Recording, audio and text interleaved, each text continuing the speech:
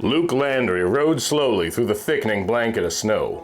His lean, lanky figure slouched in the saddle, and his body accommodated itself to the jerky motions of the horse, as though he was a part of the animal, which he was. He rode slowly, not trying to force the horse's head. It was slippery underfoot, and the animal adapted himself to the conditions. An icy Montana wind was beginning to rise, and in spite of the hard going, Luke was aware that the animal was shivering. He bent down, stroking Monday's neck. "It's all right, boy," he crooned into the horse's ear. "We'll be home soon, and you'll be bedded down and warm. I'm hungry and cold myself." Seeming to understand, Monday managed to increase his gait without sliding all over the now hidden trail. I'm a liar, Luke thought.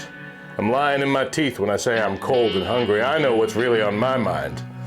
He bent down to the horse's ear again, the icy butt of his carbine Winchester in its saddle boot, tickling his side through the heavy sheepskin coat.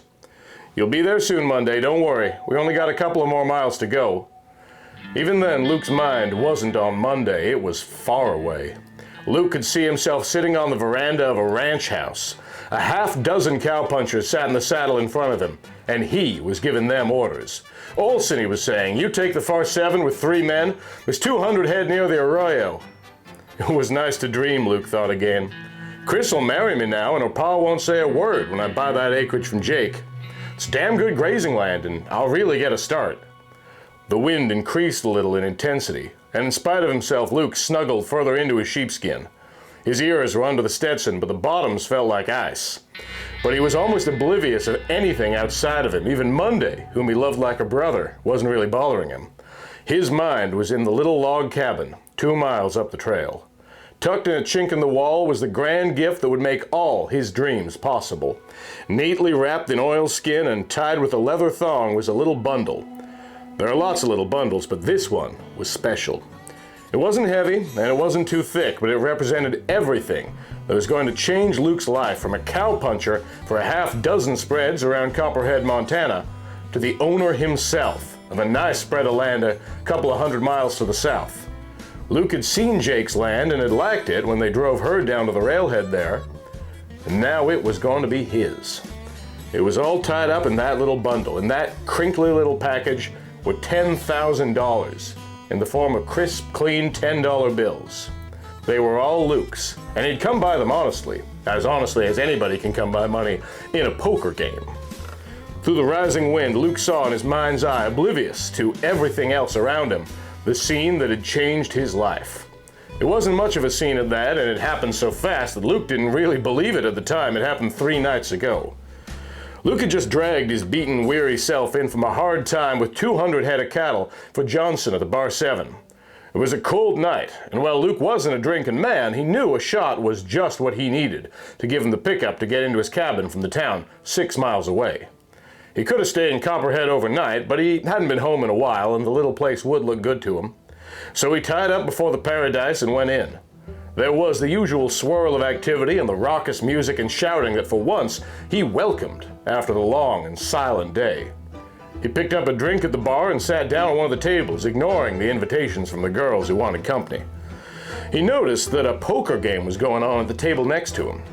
A drink cleared his head and he took more interest in the game. He got up and watched a hand being played. Some of the men knew him and said hello. He fought down the impulse to spend the $300 in his pocket. Luke wasn't the gambling type, even though he liked a friendly game. And this looked far from friendly. There was too much money on the table. As Luke watched, 2 men dropped out of the game. There were still 4 at the table, a couple of the men he knew. The stranger in the game looked up and saw Luke watching. "Sit in, cowboy," he invited cordially, "and build up that pay money." "Nah," Luke said, "I ain't playing today." He sized up the stranger carefully. From the size of the pile in front of the man, he was far ahead of the rest. He had the sharp look of the gambler, but otherwise was undistinguished, and his playing was straight. Luke knew enough about the game to tell that. "All right," the man said, picking up his cigar. "It's your business. Can't say as I blame you for not wanting to get in such a rough game." He gestured at his pile casually. For a moment, the sight of the money and what it could mean swept weird thoughts through Luke's head. To his own surprise, words formed on his lips. "It ain't that rough," he said shortly, and sat down in one of the vacant chairs. "Good, that's the way to talk," the stranger said. "My name's Harris." quick introductions, and then they started playing. Luke was in a crowd over his head, and so he played cautiously. Almost before he realized what was happening, the $100 worth of chips he had bought were mounting. In the heat and excitement of the game, he wasn't aware of anything but the colored paste balls before him. For half an hour, the game went on. The three men who had been in it at the start dropped out, clean between Luke and Harris. The stakes rose. The stranger's face became flushed, his pile dwindled rapidly. Suddenly he stood up. A dry, embarrassed laugh came from his mouth. "You've done it, Sonny," he said. "I'm clean too, you've got it all." Abruptly, he turned toward the bar and left Luke sitting with a completely dazed look on his face, almost paralyzed. When he came to and received the congratulations of the gang of watchers around him, he cashed in the chips and headed for home with the bundle, intending to put it in the bank on the morrow. Instead, he wrapped it in oilskins and put it away in the cabin wall. At the time, he was too interested in talking with Jake. He had made arrangements with Jake for buying the land, and as soon as Tolby, the town lawyer, could draw up the necessary papers, he and Jake would make it legal. When he left Jake's, Luke went over to Chris's. The news had spread even there by now. While Chris was her usual self as any girl in love, her father showed a cordiality that had been lacking. That's what made Luke so happy. Mr. Denton had practically forbidden Chris to marry Luke ever. Luke could almost hear the words "wandering cowhand" that Mr. Denton had used before the two of them, and they hurt. But not any longer. And when Luke made it clear that he was buying Jake's land, the atmosphere was completely clear. And Luke didn't feel too badly about it. He realized that Mr. Denton loved his daughter and didn't want to see her tie up with some shiftless cowhand. In his mind, Luke boasted to himself. "I ain't shiftless and I got property," he thought. "My luck has changed." A particularly bitter blast of icy northern wind brought Luke back into the present. Monday quivered beneath him and tried to quicken his pace. It wasn't long before the bend in the trail. In the absolute darkness, Monday's trembling legs followed the now obliterated path by instinct. Luke slapped his freezing hands together. Suddenly, the lump of rock that marked the bend loomed up before him. It looked like a white ghost, but a welcome one. And Luke could feel Monday's recognition of home. Then they were around it, and Luke saw his little cabin. He stiffened in the saddle. Something was wrong. Tethered in front of the half-open door was a horse, his markings completely indistinguishable in the poor visibility. But there was a light in the cabin. Luke could see the gleam of the kerosene lantern faintly through the snow-decked window. He brought Monday to an abrupt halt, and his sudden jerking on the reins caused the horse to let out a loud whinny, a cry of frustration at stopping so close to home. Luke slid the Winchester carbine from the saddle boot and levered a cartridge home. He didn't imagine anyone knew how much money was in the cabin, but he wasn't going to take any chances. Leaving Monday standing in his tracks, Luke swung from the saddle and started walking toward the half-open door. Suddenly he heard the tinkle of glass. His eye spotted something poking through the little window. Alarmed, Luke brought up his carbine. Before he could do anything, there was a sharp crack, a flash of flame, and Luke felt as if he'd been kicked in the chest by a mule. He made one gallant effort to stay erect and bring up the carbine. He heard Monday whinny again behind him. Then everything went black, and he pitched forward in the snow. Only one desperate word went through his mind: bushwhacked. It seemed like an eternity when his senses returned. Luke felt like a bundle of ice. There was no sense or feeling left to him. He was not in pain. There was something funny in his face. Then he realized where he was and what had happened. He was lying flat on his face in the snow, sprawled out, his unused carbine at his side. Standing over him was Monday. He could feel the warm breath of the horse on the back of his neck, and the animal's rough tongue caressed his cheek. Luke dragged himself to a sitting position, his mind a kaleidoscope of confused thought. He reached up for the stirrup at Monday's side. Clinging firmly to it with his numbed right hand, he dragged himself to his feet. His left arm hung down at his side, completely numbed and useless. By the dint of extreme concentration, he managed to walk Monday to the little barn behind the cabin. He slowly and painfully swung open the door and prodded the horse in. There was fodder in a bin at the side. Monday was taken care of. Then, and only then, did Luke go back to the cabin. The lantern was still lit when he walked through the open door. He turned around and closed it. Half fainting and yet half alert in a peculiar way, Luke managed to throw a little fire together.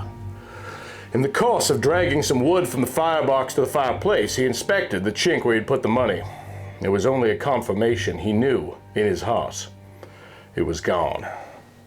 The cabin was in a wild state of disarray, with things tossed everywhere, but the hiding place had not been very difficult to find. Whoever had taken the money had reasoned well. Luke put on a kettle of water and then examined himself. With the numbness of the cold going from him, pain began to sweep over him, but not intolerably so. When he took off his sheepskin and his coat and his shirt, he could see that they were blood-stained. The bullet had caught him in the fleshy part of the upper arm. Fortunately, it had passed clean through, and there was no necessity to probe for a bullet. Working as calmly as he could, in spite of the pain, Luke bathed the wound and wrapped it around with a crude bandage. Then he quickly managed to gather some grub together. The work, mingled with the great effort, took his mind off the numbing pain. In addition, it gave him a chance to think clearly. Somebody who knew he had won the money had also learned that he had not deposited it in the bank. Then, very simply, he'd come out to Luke's cabin. To his surprise and joy, found it empty, and the money practically at his fingertips. What a fool he had been, thought Luke. The question was, who had done it? Luke had never had any trouble with anybody in town. Harris, the gambler, hadn't acted suspicious or angry when he dropped all his winnings to what he must have considered a raw kid. Yet who would benefit more than Harris from such an out-and-out robbing? The more Luke thought about it, the more likely it seemed. He'd been so excited the night he won the money that he hadn't been more than casually aware of the gambler's attitude.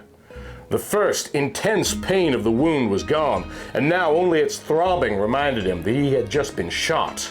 He walked to the door. The snow had stopped, and the night was cold and clear. This was good, Luke thought. The bushwhacker would leave a trail, and Luke was determined to follow it to the ends of the earth if necessary. Too much hinged on that wad of money. Luke's whole future was wrapped in it. His girl, his land, his security.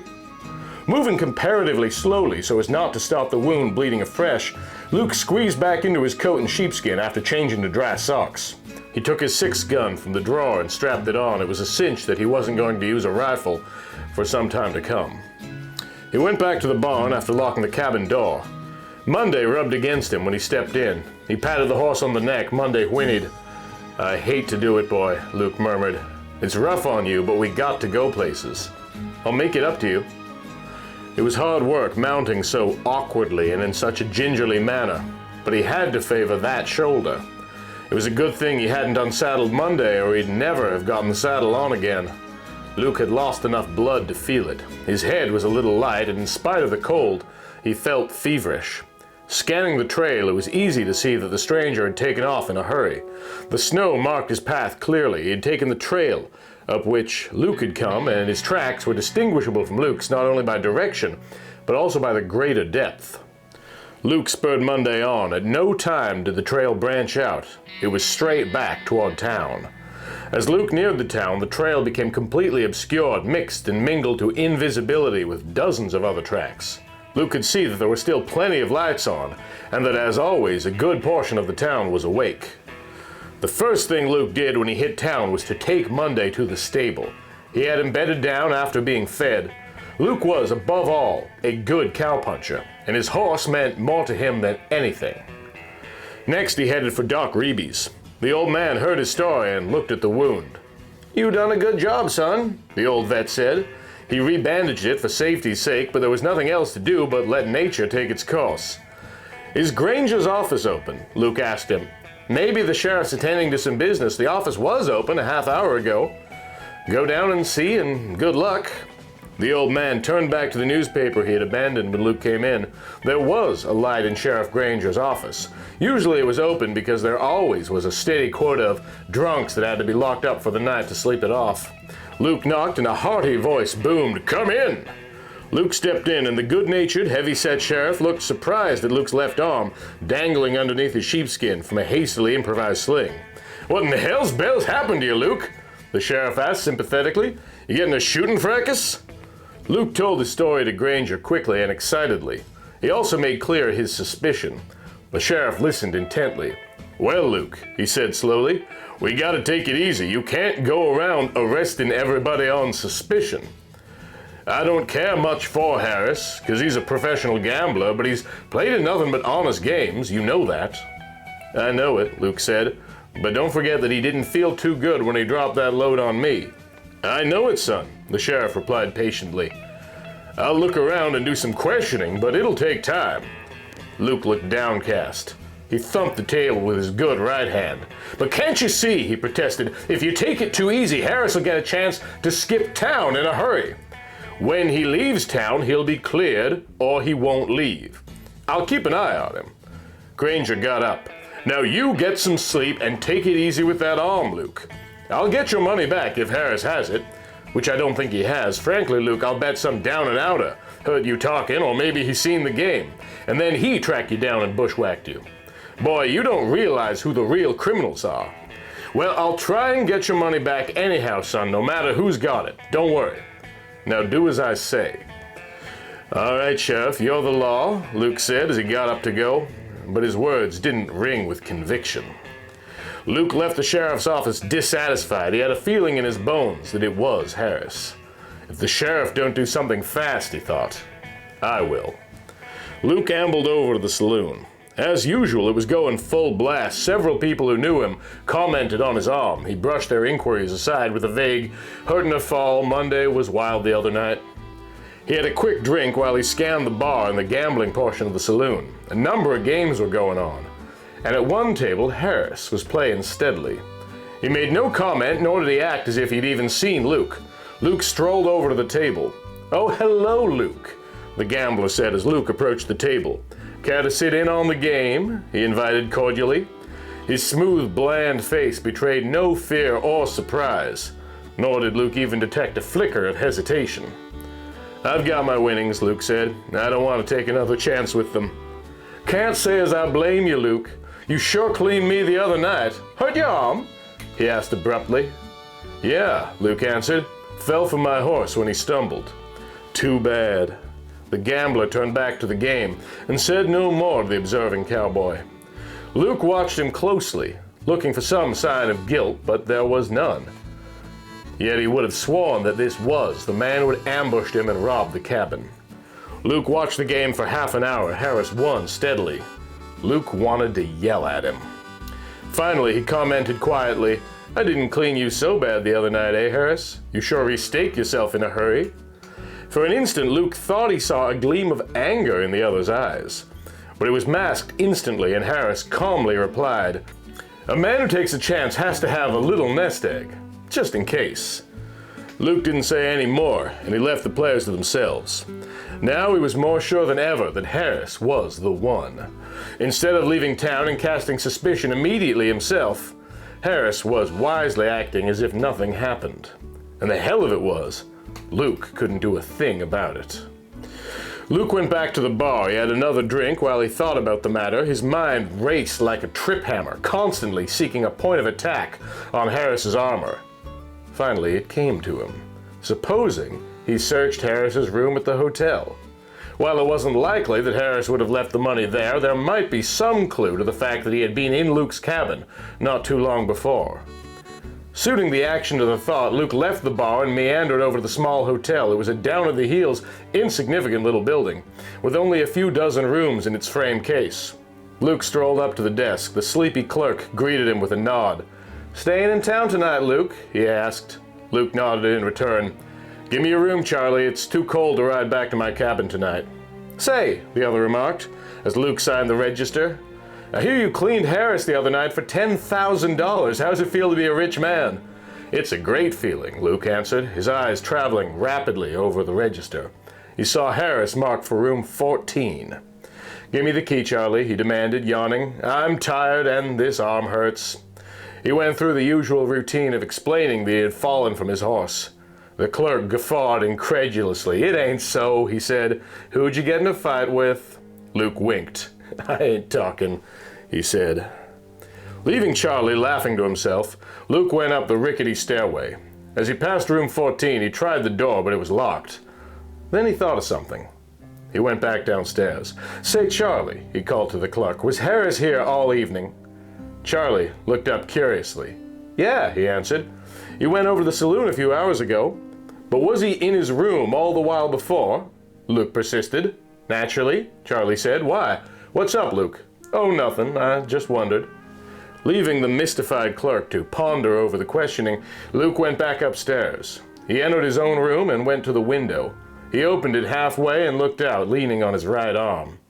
A narrow eave ran around the frame building above the first floor.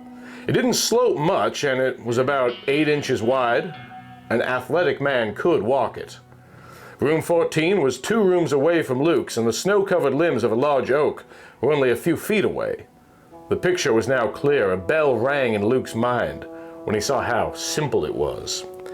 Harris had undoubtedly left his room through the window and by way of the ledge and the tree.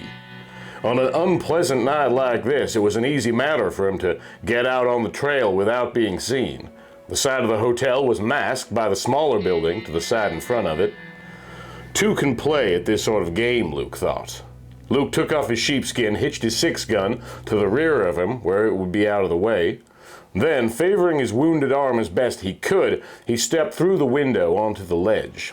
It was precarious. The slippery eave didn't make for good footing, especially when the snow was impacted by his weight. Regardless, he was determined to get into Harris's room. He could break down the door or get hold of the key without tipping off Charlie, and Charlie wasn't one to keep his mouth shut, so Luke would have to play it the hard way. Slowly and carefully, he worked his way along the projecting eave, clinging to the clapboard wall by wedging his fingertips in the gaps swollen in the boards by the action of the weather. Once he nearly slipped and the sweat ran from him, but inch by inch he made his way toward room 14. There was no light in the intervening room, so its occupant was either out or asleep. Luke finally reached his goal. The window was stiff as he tried to raise it. Fortunately, there were no locks on the hotel windows, or he never would have made it. After forcing the window open an inch or so, Luke was able to use his gun barrel as a pry bar. The window slid up suddenly with a rasping sound, and at the same time he almost lost his balance. It was the work of but a minute to swing himself into the room. Luke sat down on the floor, breathing heavily. He was sweating profusely. His arm ached terribly. A series of chills ran all over him, and he felt as if he was going to pass out. Mentally taking a grip on himself, he forced his beating heart to quiet. Then he started looking around. His eyes had become accustomed to the jet blackness of the room, and he could make out the outlines of the simple furniture. Using matches, he explored the room. Much of Harris's clothing was scattered around the room. Near the stove, a pair of low-heeled boots were drying. He was out somewhere long enough to soak his boots, Luke thought. There was a funny odor in the air, and Luke didn't recognize it immediately. Then it came to him with a start. It was gun oil. He looked carefully around the room. Standing in one corner was a gun. It was a Winchester carbine, just like Luke's, and very common in these parts. The odd thing about it to Luke's mind was the fact that it had just been cleaned shortly before. The barrel was slick and shiny, and there was no evidence of it having been fired this evening other than the fact that it had been cleaned. And why would a gun be cleaned unless it had been fired? Especially a gun belonging to Harris, a man who certainly would have little use for a carbine. Everything fitted in nicely, Luke thought. Now, if he could find the money, the tale would be complete. He went through the room like a wildfire. He spared nothing. He ripped into the mattress, examined every crack and crevice that he could think of. He went through all of Harris's personal belongings, but there wasn't the trace of a dollar bill, much less the pack of tens. Undoubtedly, Harris had the money on him. He wouldn't take any such chances as did Luke. And it took a lot of good fortune to get a man searched. Oh, Harris was a wise one. Cursing under his breath, as much from the frustration of not finding the money as from the pain of his arm, Luke finally abandoned the search. Instead, he sat in the middle of the floor and tried to figure out what he'd do when Harris came back.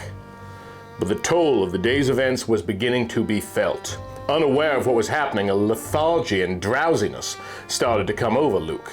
He felt as if he were floating on clouds, as if his head was spinning. In a detached way, he knew this mustn't happen. He must bring himself awake. Then things spun completely. He felt something warm running down his arm, and all became black.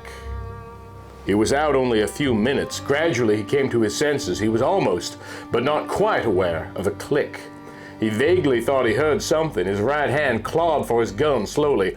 Before he could move, he felt the floor vibrate as the door was suddenly thrown open. Harris stood in the doorway, a candle in his left hand, a vicious little derringer in his right hand.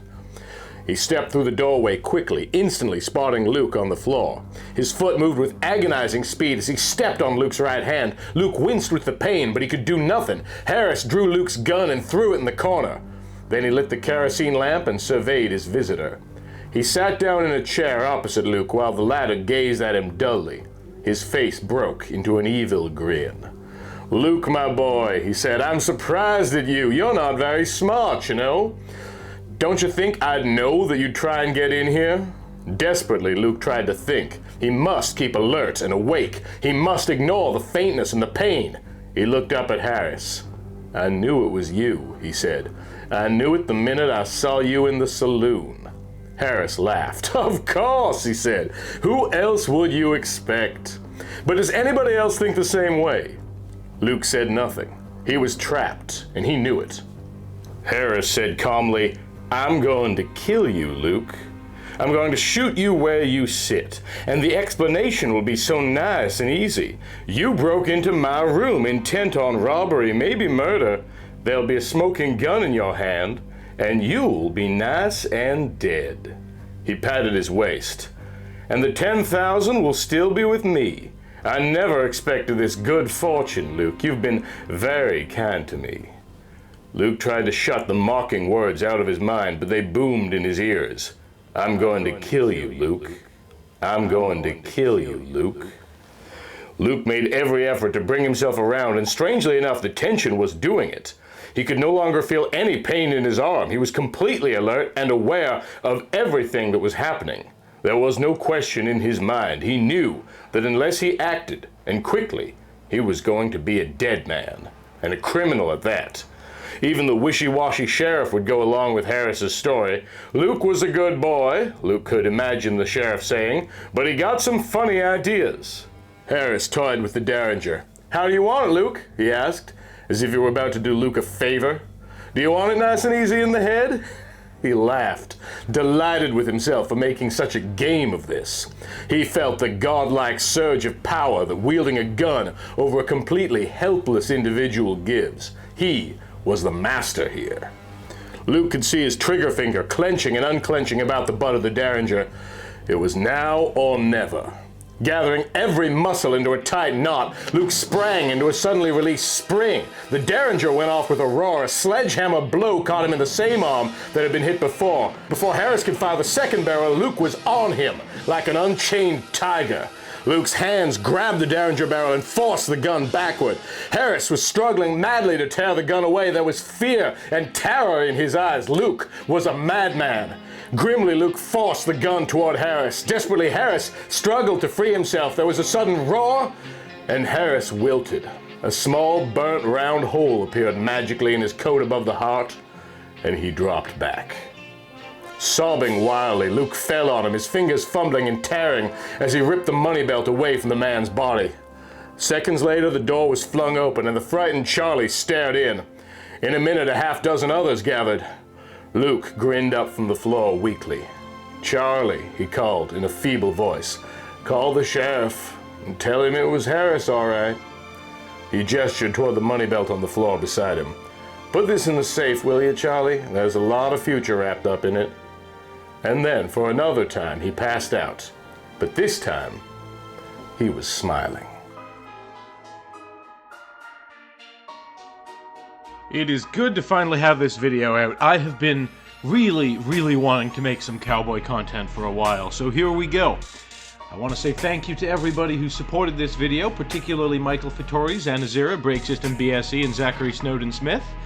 Check me out on the other social media things listed below if you want to see more of this kind of thing. Also, I am not on TikTok. I don't want to go there. It seems like a horrible place. But in the meantime, thank you so much for watching, and thank you for being you.